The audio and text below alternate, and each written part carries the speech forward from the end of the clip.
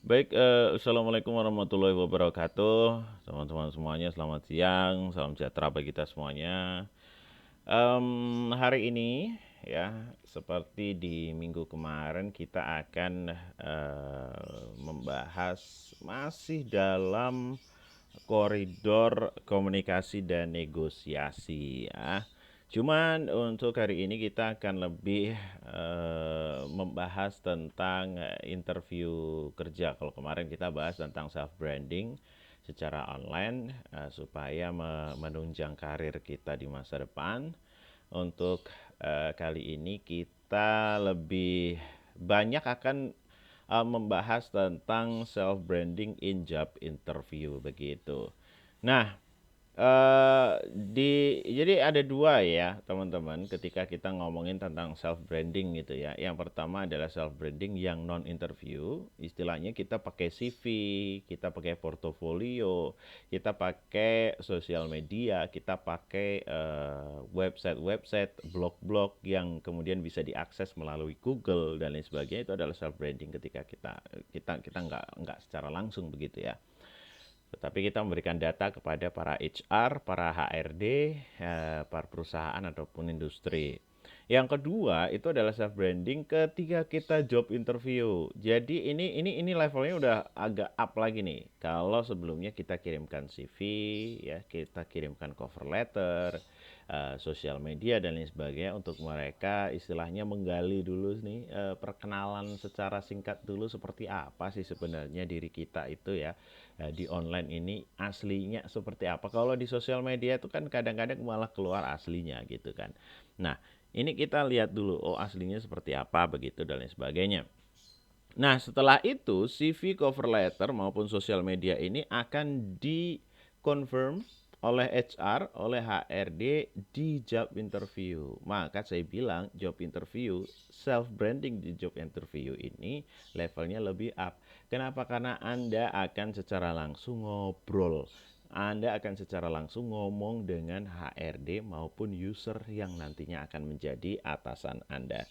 Dan itu membutuhkan skill komunikasi yang bagus, dan itu juga membutuhkan skill negosiasi yang bagus, dan itu juga teman-teman semuanya membutuhkan banyak sekali soft skill yang memang harus Anda persiapkan untuk menghadapi job interview. Enggak sedikit teman-teman semuanya, tesnya udah oke, nilainya salah satu yang tertinggi gitu ya, IPK yang disematkan di CV oke, pengalaman dan lain sebagainya oke, tetapi ketika job interview dia melakukannya dengan kurang cantik begitu.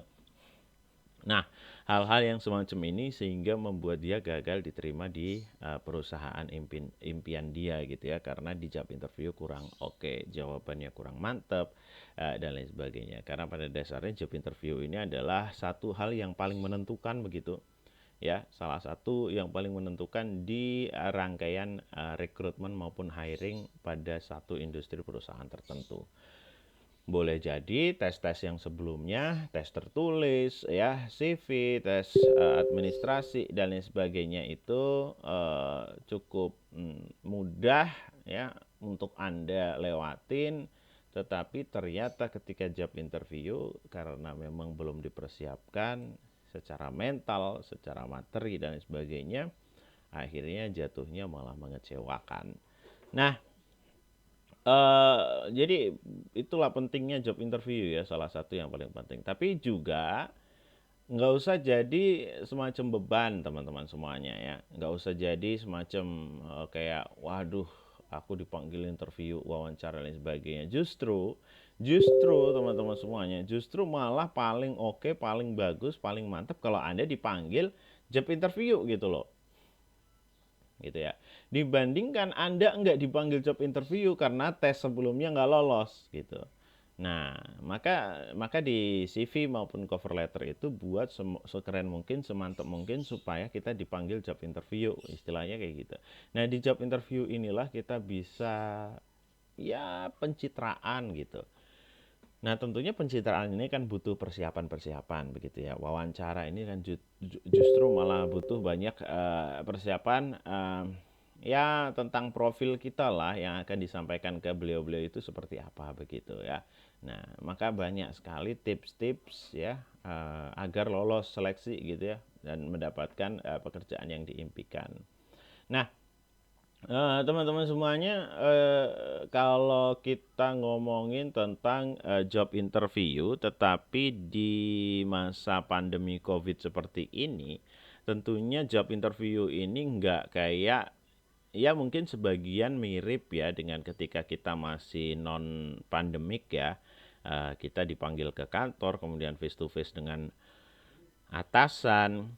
Cuman kalau di pandemik ini ya secara umum kita di BPC, di Business Placement Center, terutama saya karena di bagian persiapan karir, itu ternyata banyak sekali, bahkan hampir semua sih saya pikir ya. Paling cuma satu dua aja yang dia mengadakan interviewnya itu secara offline. Tetapi kalau yang lain dari 10 mungkin 9 bahkan 8 bahkan 9 gitu ya. Itu mengadakan interviewnya secara online. Nah, kalau udah online nih kayak kayak teman-teman kuliah kayak gini, ya kan, udah online, tentunya akan jadi sangat menantang, ya. Karena faktor non teknis ini jadi banyak sekali ya menjadi rintangan, ya. Misalnya sinyal atau ping internet dan sebagainya. Pokoknya banyak sekali. Tetapi ketika faktor non teknis ini nggak ada, maka yang harus teman-teman perhatikan adalah yang pertama, kalian harus tetap membayangkan bahwa ketika misal ketika Anda Zoom dengan HRD ataupun user, teman-teman harus tetap membayangkan bahwa HRD ataupun user yang apa ya, yang mewawancarai Anda itu benar-benar dekat dengan Anda, meskipun itu online, ya. Karena kalau kita itu enggak memunculkan perasaan bahwa apa ya, interviewer kita itu benar-benar dekat, bisa melihat semua hal yang kita pakai saat itu dan lain sebagainya, itu tidak akan muncul satu rasa keseriusan gitu ya. Termasuk kuliah seperti ini, ketika Anda kuliah tapi Anda benar-benar kayak membayangkan, mengasumsikan bahwa saya sebagai dosen itu benar-benar melihat Anda, benar-benar mengawasi Anda, maka tentunya teman-teman semuanya akan lebih benar-benar serius begitu, ya kan? Ya karena Anda membayangkan saya melihat Anda benar-benar kayak di kelas gitu. Tetapi ketika enggak, Anda membayangkan kita jauh, ya, saya di mana, dia di mana, dan lain sebagainya, maka indikasi ketidakseriusan pasti akan muncul. Entah itu Anda ya sambil apa, ya, entah itu pakai celana pendek dan lain sebagainya, ya, macam-macam lah pokoknya. Kemudian yang kedua, karena online itu mungkin kadang-kadang sebagian orang kemudian menjadi semacam kayak overconfident bisa. Atau yang kedua gugup karena ternyata ada faktor non teknis yang menghalangi. Misalnya udah semangat-semangat, udah ganteng, klimis, tahu-tahu ketika wawancara internetnya jebol. Wah, lemot ya dan sebagainya. Akhirnya malah gugup ya. Kemudian dia ngomong itu kami serontolan atau berbelit-belit. Wah, ini paling bahaya ini kalau di job interview omongan Anda berbelit-belit ya kemana-mana ya, nggak sesuai konteks ya. Ya, karena mungkin Anda nggak bisa menjawab satu pertanyaan tersebut ya. Kemudian Anda akhirnya menjawab dengan jawaban yang berbelit-belit. Nggak boleh kayak gitu. Ya, terutama kalau online teman-teman semuanya. Online ini kenapa? Karena sebenarnya online ini eh, capeknya itu lebih capek dibandingkan ketika offline. Ya, karena HRD itu harus melihat layar kaca monitor yang dia cahayanya kan tentunya akan sangat berpengaruh terhadap mata, terhadap apa ya, level kecapean otak dan lain sebagainya. Maka ketika Anda jawaban itu kurang begitu memuaskan saja bisa menjadi sesuatu yang besar gitu ya. Kemudian meskipun nanti itu interview itu akan dilakukan sendiri-sendiri, tetapi saya berikan tips bahwa silahkan Anda itu selalu menegaskan bahwa Anda ini bisa bekerja dalam tim gitu ya. Jadi nggak bisa kalau teman-teman semuanya itu mengandalkan ini yang selalu dan selalu saya bilang ya, bahwa mindset di SMA, SD, SMP yang mana saya pokoknya mau belajar sendiri, pinter sendiri, juara satu sendiri, itu nggak bisa. Ya, kalau di pekerjaan di apa namanya industri, hal tersebut nggak mungkin terjadi. Bahkan CEO-nya perusahaan itu saja, dia nggak mungkin dia bisa membesarkan perusahaan itu sendirian dan dia sadar akan hal itu. Ya itulah yang membuat CEO dari perusahaan tersebut nggak mungkin meng-hire orang-orang yang dia susah untuk bekerja bersama tim gitu. Kemudian hindari juga kayak omongan-omongan yang terlalu lama gitu ya. Atau ya kalau omongan terlalu lama itu yang berbelit-belit gitu kali ya. Ya yang saya maksud itu kayak anu itu loh, apa ini loh Bu, apa namanya itu yang ini loh Bu, gitu-gitu lah, apa sih kayak gitu tuh, berpikir ya kayak kayak berpikir gitu tapi terlalu lama gitu ya. Ya.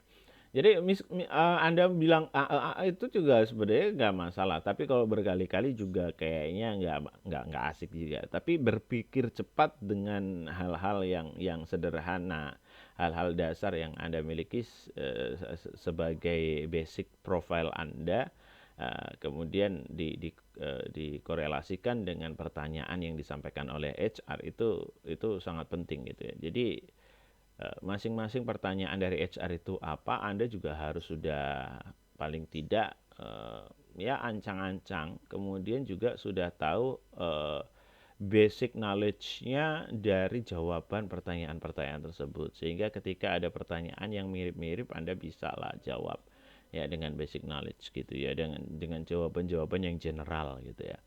Kemudian jawaban ini harus diplomatis, jujur, tapi nggak muluk-muluk. Nah, ya. Sekali lagi, jawaban Anda harus diplomatis, jujur, tapi nggak muluk-muluk. Seperti apa nanti kita coba akan bahas ya di PPT-nya ya. Nih, jangan polos-polos amat gitu loh maksudnya saya bilang diplomatis itu. Kemudian apa lagi ya? Oh ini, ketika Anda pernah bekerja sebelumnya misalnya, ketika teman-teman pernah bekerja di perusahaan sebelumnya kemudian keluar karena satu aib atau satu kejelekan dari perusahaan tersebut atau apapun itu jangan pernah Anda ceritakan ke perusahaan selanjutnya ya. Karena ini hampir pasti, ini kejadiannya banyak banget, ini hampir pasti Anda nggak akan diterima. Kenapa? Karena ternyata Anda snitch, dianggap snitch gitu ya. Snitch itu adalah tukang adu-adu, tukang ngomong ke kejelekan orang gitu ya. Nah nanti HR atau perusahaan yang akan terima Anda pasti dia dalam hati juga berpikir gini, oh gila nih, ini anak kalau gue terima, kemudian dia ada masalah di perusahaan gue nih, dia keluar, nih dia bakalan ngomongin kejelekan perusahaan gue nih kemana-mana nih. Nah gitu ya.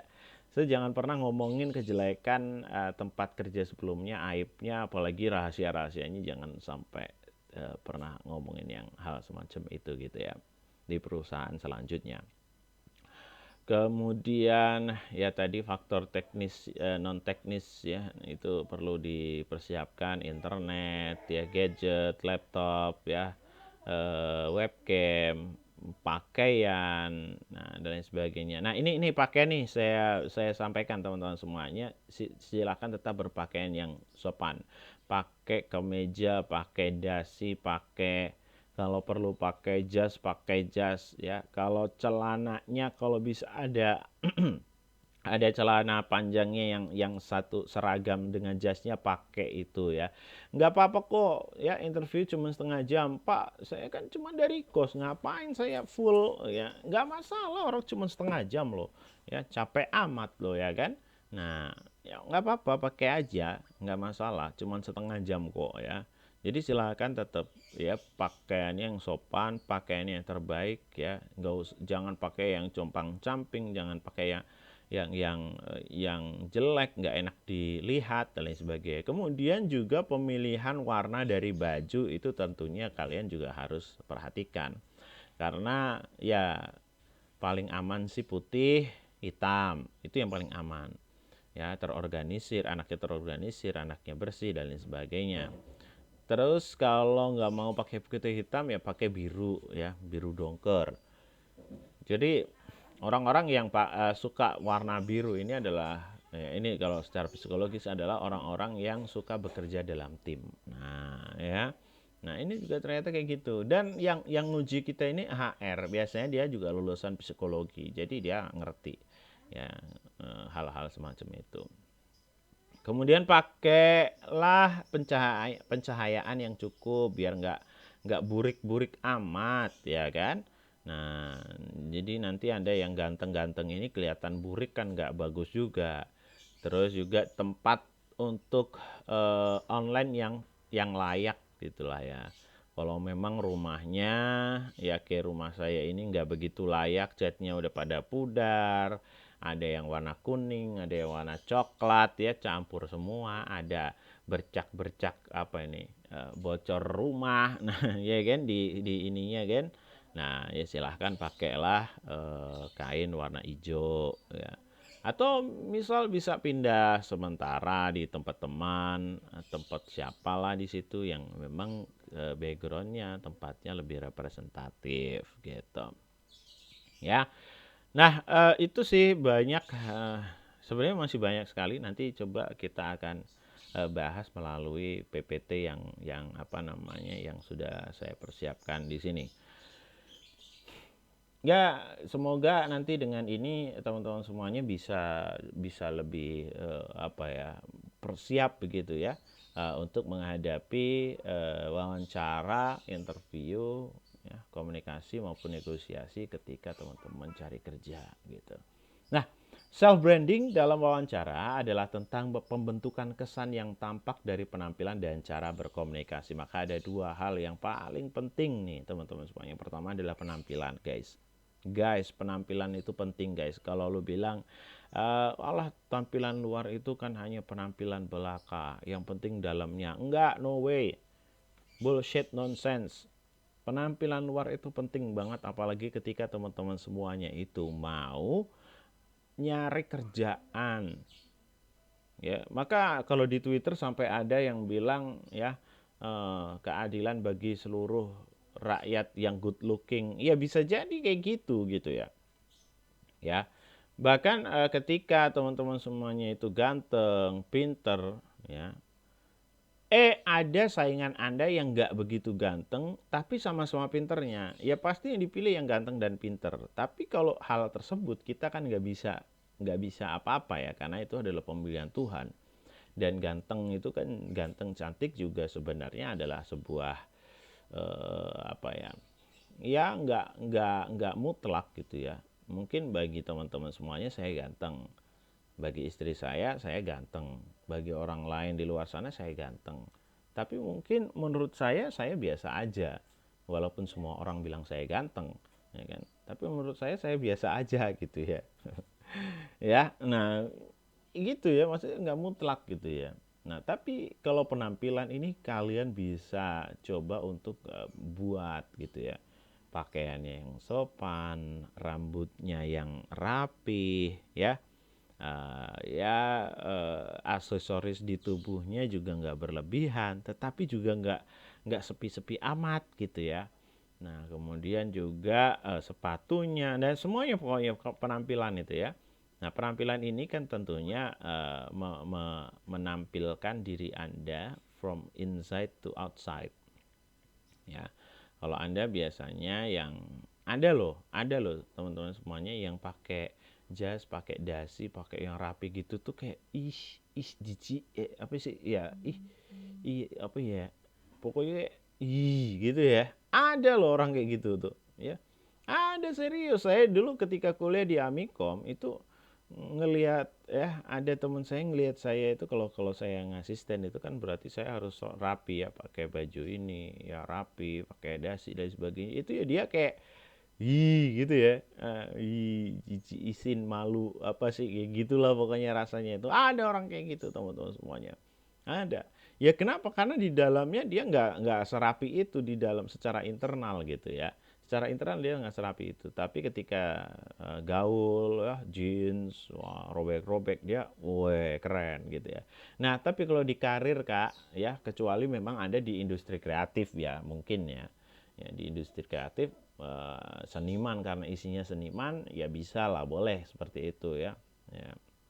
Tetapi kalau di perusahaan secara umum, ya pakaian-pakaian yang seperti itu, non resmi dan lain sebagainya, ini kebanyakan lebih baik dihindari ya. Pakailah pakaian-pakaian yang rapi, bagus gitu ya. Itulah kenapa Prof Yanto di Amikom ini menegaskan, memasukkan culture bahwa dulu itu Amikom adalah tempat kuliah orang berdasi, sehingga kita itu nggak risih, nggak malu, nggak sungkan ketika kita harus menggunakan pakaian yang rapi ya, baju ya dimasukin, pakai gesper yang bagus, pakai celana kain, pakai dasi gitu ya, nggak kayak gatel aja gitu ya, udah biasa karena di Amikom biasa pakai kayak gitu gitu ya, nah dan sebagainya. Nah, kemudian yang kedua adalah cara berkomunikasi, yang mana ini adalah hal-hal yang kita pelajari selama beberapa minggu terakhir kemarin ya. Jadi banyak sekali hal-hal tentang komunikasi yang perlu kita kembangkan menjadi sebuah soft skill. Nah, maka ada dua hal, penampilan dan cara berkomunikasi. Penampilannya udah oke, tapi ternyata cara berkomunikasinya kurang sopan, ya nggak diterima. Cara berkomunikasinya udah oke, sopan, bagus dan sebagainya, penampilannya ugal-ugalan, ya nggak diterima juga. Maka ada dua hal yang penting sekali dan Anda nggak boleh tinggalkan dua-duanya. Kemudian selanjutnya nih teman-teman semuanya, wawancara kerja itu adalah sebuah kesempatan untuk lebih mengenal perusahaan dan mempromosikan diri secara langsung di hadapan perusahaan. Saya sudah bilang di awal tadi, CV, cover letter, self branding ya, online branding dan sebagainya, itu semuanya adalah sebuah ya promosi juga pada dasarnya, tetapi kita kan tidak secara langsung memperkenalkan. Istilah sales itu kita cuma jualan lewat website, Tokopedia dan sebagainya. Tapi ketika kita diberikan kesempatan langsung untuk mempresentasikan produk kita di depan customer, ya lebih gasken gitu ya. Karena ya secara logika saja, persentase membeli itu akan menjadi lebih besar ketika kita presentasikan diri kita secara langsung terhadap customer ataupun klien. Dalam konteks ini adalah calon bos kita ataupun HRD dari perusahaan. Kemudian tipe-tipe interview nih teman-teman semuanya, ada directed. Directed itu ya yang biasa gitu, yang seperti yang kita lakukan biasanya gitu. Ada HRD-nya atau ada usernya, dia bertanya apa, diarahkan kemana, kita tinggal jawab dan sebagainya. Ada yang undirected. Undirected itu langsung aja dia bilang, silahkan ceritakan tentang diri Anda sebanyak mungkin. Nah ya, meskipun itu juga directed, tetapi nanti kemudian kita akan bercerita macam-macam ya tentang diri kita, tentang pekerjaan dan sebagainya. Dan itu kita harus nggak habis ide, ya ngomong terus gitu ya. Nah, indirected.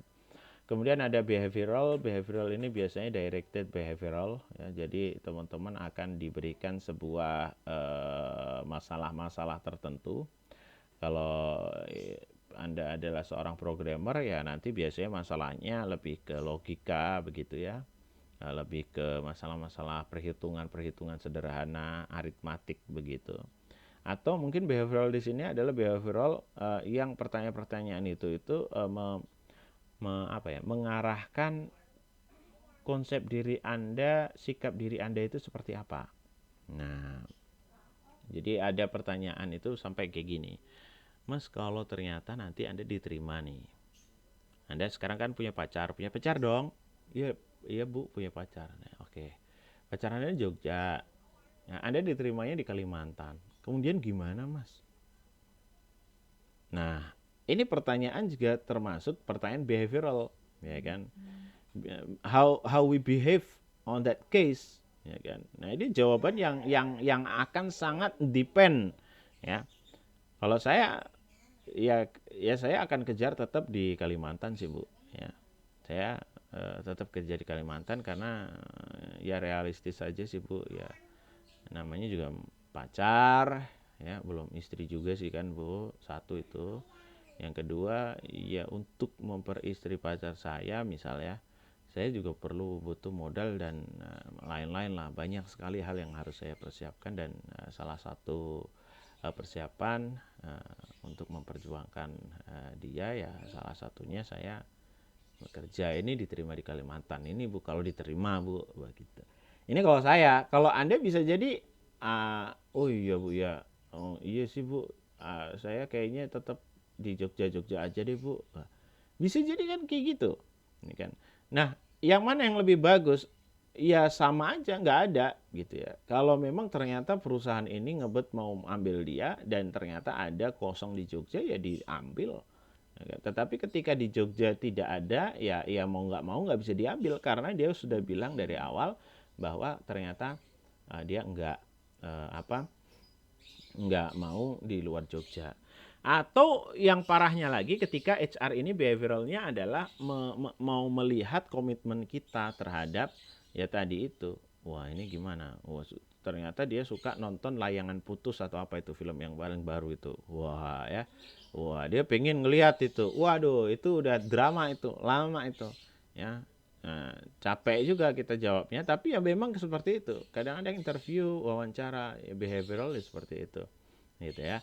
Kemudian ada grup atau panel. Nah, ini biasanya kalau di luar negeri ataupun di film-film sih saya pernah lihat itu ada satu orang duduk, kemudian di situ ada beberapa interviewer yang duduk di pakai meja panjang gitu, ada 4 atau 5 orang yang diinterview satu. Nah, itu ada audition. Kalau audition ini ya semacam kayak grup atau panel, cuman dia lebih cepet aja gitu ya. Kalau Anda pengen lihat ya audition, wawancara itu, tipe interview audition itu ya yang di Indonesian Idol itu kayak gitu. Jadi dia masuk, tanya-tanya ya, dia skill apa dan lain sebagainya, ya tuh tesnya langsung di situ juga bisa dan lain sebagainya. Oke, terima. Oke, enggak diterima dan lain sebagainya. Kemudian ada telepon dan video ini yang dipakai untuk akhir-akhir ini gitu ya. Kemudian pertanyaan di wawancara itu banyak ya. Yang pertama biasanya adalah ya, coba ceritakan tentang diri Anda.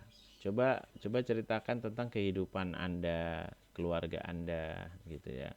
Nah, kemudian motivasi itu ya semacam kayak kenapa sih Anda tertarik ngelamar kerja di perusahaan ini gitu. Ya, kenapa sih perusahaan ini harus mempekerjakan Anda, ini lebih ke kelebihan dan kekurangan. Kemudian tolong jelasin deh kelemahan Anda gitu ya. Nah, ada lagi rencana dalam 5 tahun ke depan Anda ini pengennya seperti apa sih, Mas? Gitu. Kemudian pencapaian apa yang paling besar yang pernah Anda dapatkan? Nah, ini harus Anda persiapkan kayak gini. Passion Anda apa sih, Mas? Pekerjaan ideal yang Anda inginkan seperti apa? Dan yang pertanyaan yang paling momok yang biasanya, berapa sih gaji ataupun salary yang Anda inginkan? Gitu ya.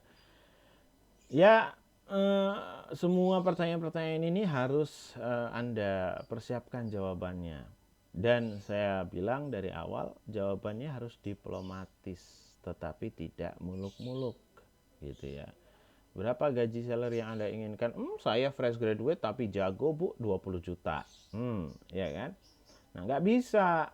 Nah, gaji salary yang dibutuhkan itu nggak boleh berlebihan. Anda harus cari dulu, searching dulu, cari dulu kebijakan perusahaan tentang gaji ataupun salary, ya kan? Nah, kan jawabnya gitu. Atau kalau memang tidak ada angkanya, tidak ada standar angkanya, Anda udah cari, udah research, nggak ada, ya udah jawab aja.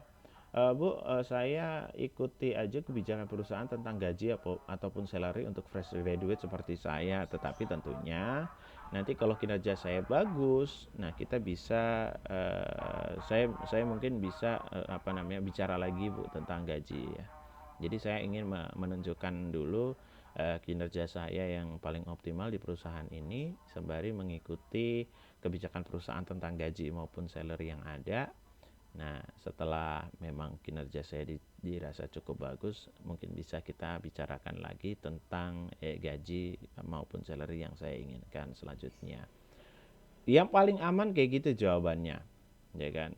Jadi jelas. Kalau sampai teman-teman bilang gini, gaji atau salary yang Anda inginkan berapa? Terserah perusahaan deh, Bu. Monggo. Ya kan? Nah, ini adalah jawaban yang horor sekali nih. Ya kan? Nah, boleh terserah perusahaan itu, tetapi harusnya mungkin 3 maupun 6 bulan kemudian kalau memang kinerja saya dirasa cukup bagus, cukup oke, cukup berperan penting di perusahaan, kita mungkin bisa bicarakan lagi gaji setelah itu ya Bu. Iya kan? Tapi kalau teman-teman memang searching di Google sudah ada kebijakan, ada range-nya gaji salary misal dari junior programmer di Jogja itu range-nya sekian, ya boleh disampaikan.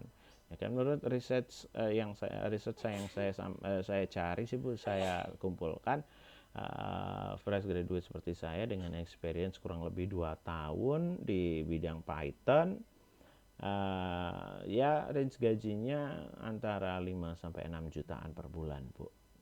Itu sih yang saya expected sih, Bu. Ya kan? Nah, ternyata di perusahaan tersebut Anda sudah tahu kalau gaji seorang programmer Python ya, di awal-awal masuk itu adalah sekian itu. Nah, itu lebih bagus lagi. Gitu ya. Kemudian ini adalah pertanyaan-pertanyaan selanjutnya, ada aktivitas saat waktu luang. Ini dia akan tahu nih ya. Oh ternyata ini anak progresif atau stagnan ya, atau pasif. Ini adalah ketika kita di aktivitas saat waktu luang. Boleh nggak Pak bohong? Nggak boleh bohong. Nanti ketika kamu udah bohong sekali di interview itu akan dikorek lagi, jadi ketahuan, jadi bohongnya berlipat-lipat sampai akhirnya tidak masuk akal. Maka yang paling baik adalah pakailah waktu luang Anda saat ini untuk hal-hal yang lebih baik. Atau kalau memang ternyata Anda suka memanfaatkan waktu luang untuk hal-hal yang kurang berguna, ya, itu silahkan dibagi waktunya. Ada beberapa hal yang ya ketika waktu luang Anda belajar membaca dan lain sebagainya. Meskipun porsinya sedikit, tapi yang disampaikan itu aja. Ya, ketika disampaikan kamu saat waktu luang ngapain aja, meskipun Anda nih ya main Mobile Legend, PUBG, rebahan, tetapi ternyata juga di sebagian waktu luang itu Anda juga belajar tentang pemrograman misalnya. Ya udah disampaikan, saya kalau waktu luang belajar ngoding sih Bu. Wah gitu ya.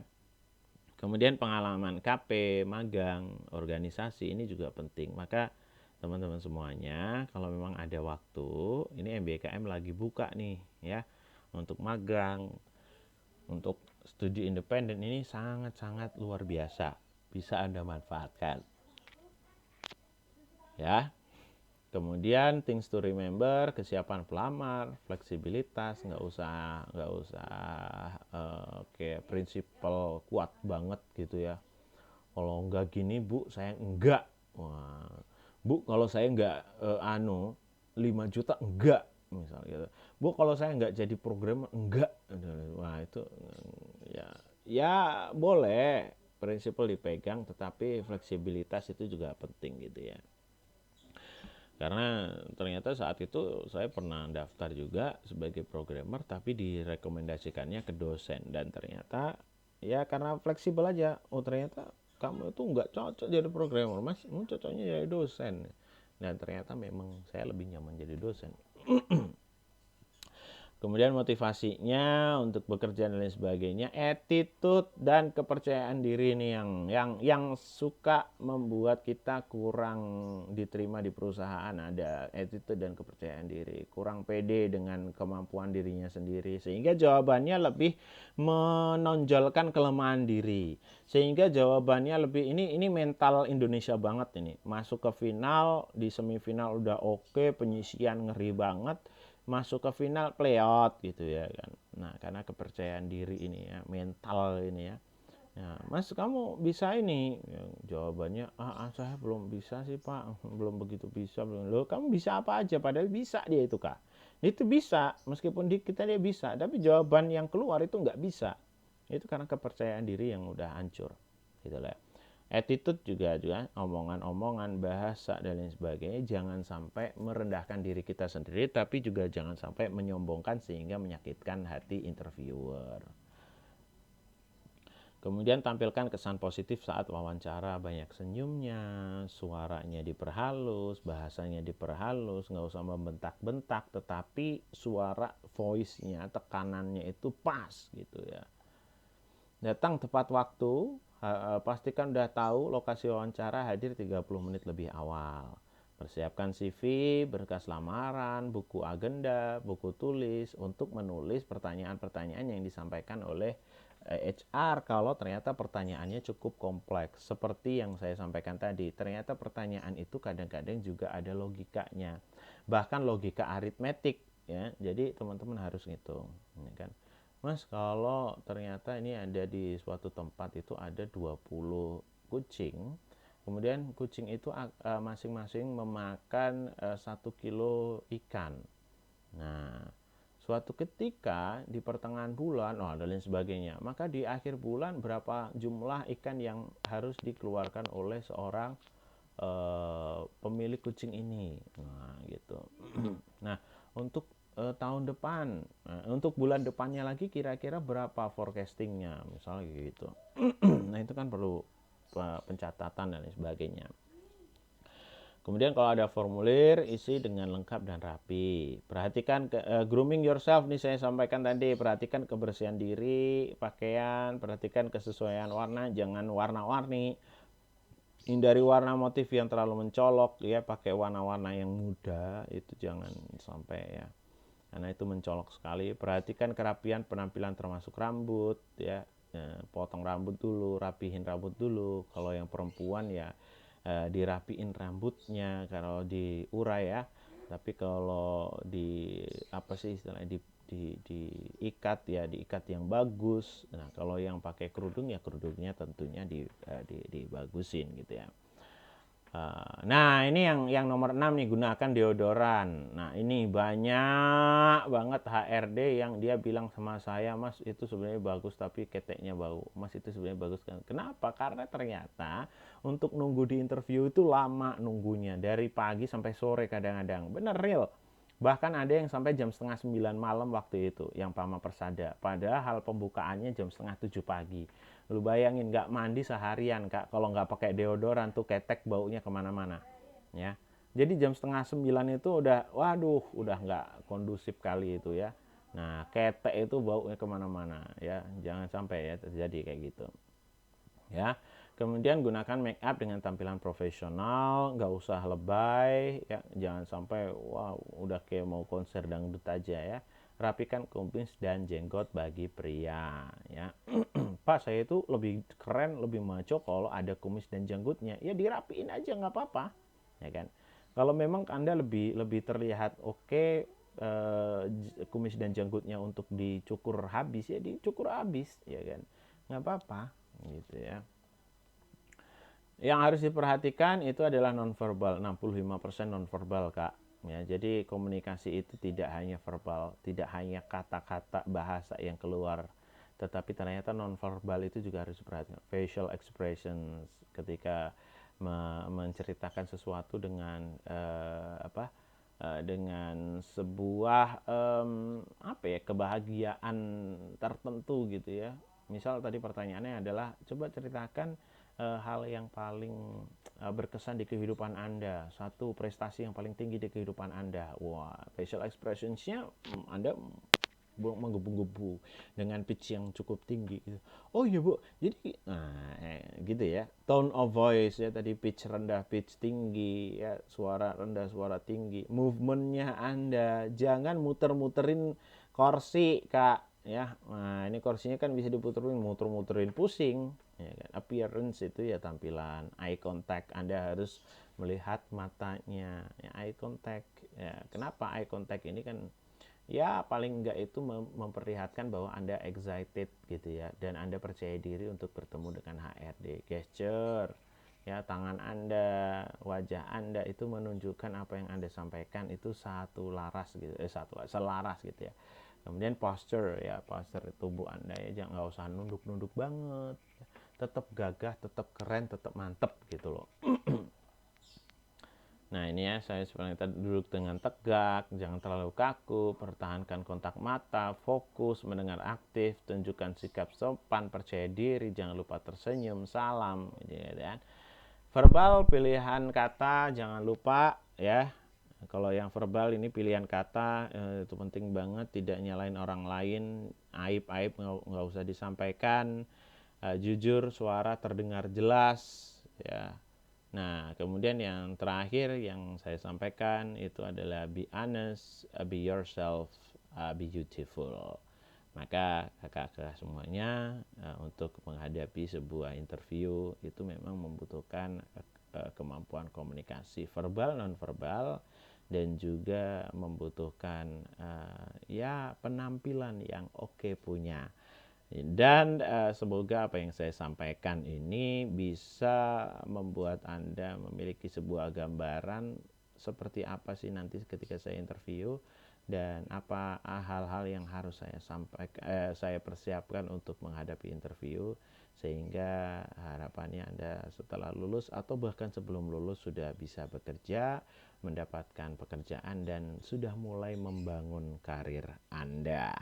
Baik, itu saja perkuliahan kita pada hari ini. Ya, saya cukupkan sekian. Apabila banyak salah kata dalam berucap, saya mohon maaf sebesar-besarnya. Saya akhiri. Assalamualaikum warahmatullahi wabarakatuh.